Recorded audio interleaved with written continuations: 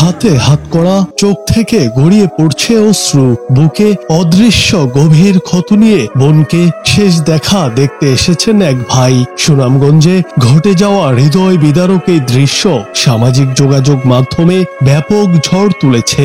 বোনের জানাজায় অংশ নিতে জেল থেকে হাত করা পরেই এসেছেন এক সাবেক মেম্বার। সাধারণ মানুষের ভালোবাসা, পুলিশের মানবিক আচরণ এবং ভাইয়ের কান্নায় ভেসে গেছে পুরো এলাকা, আবেগী করে তুলেছে সুনামগঞ্জ সহ সারা দেশের মানুষকে।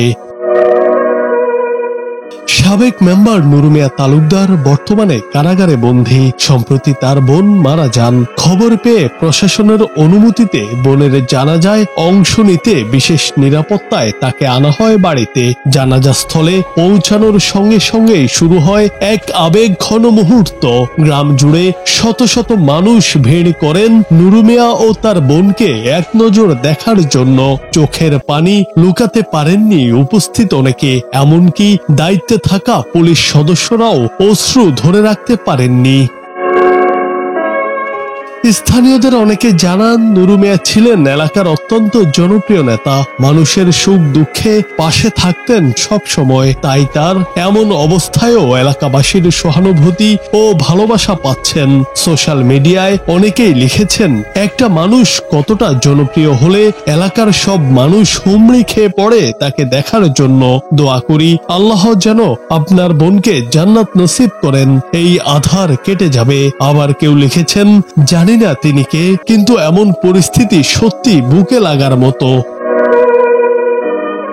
দেশের রাজনীতি যতই কলঙ্কিত হোক, মানুষের ভালোবাসাই শেষ পর্যন্ত টিকে থাকে। বোনের নিথর দেহের পাশে থাকা নুরু মিয়া তালুকদারের চোখে তখন কেবল অশ্রু, মনে হয়তো হাজারো স্মৃতি। সবশেষে জানাজার পর মানুষের কাছ থেকে বিদায় নেন তিনি। বোনের জন্য চেয়েছেন দোয়া, পরে তাকে আবারও ফিরিয়ে নিয়ে যাওয়া হয় কারাগারে। বোনের জন্য আপনারা সবাই দোয়া করবেন। এখানে অনেক মা বোন আছে, আমার বোনে অনেক চলছে।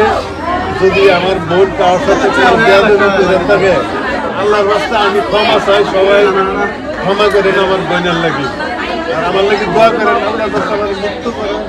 সময়ের স্রোতে হয়তো নুরু মিয়াও একদিন চলে যাবেন, তবে এই দিনের দৃশ্য সুনামগঞ্জবাসীর হৃদয়ে চিরস্থায়ী হয়ে থাকবে। জুনায়েদ আহমেদ, বাংলা টিভি।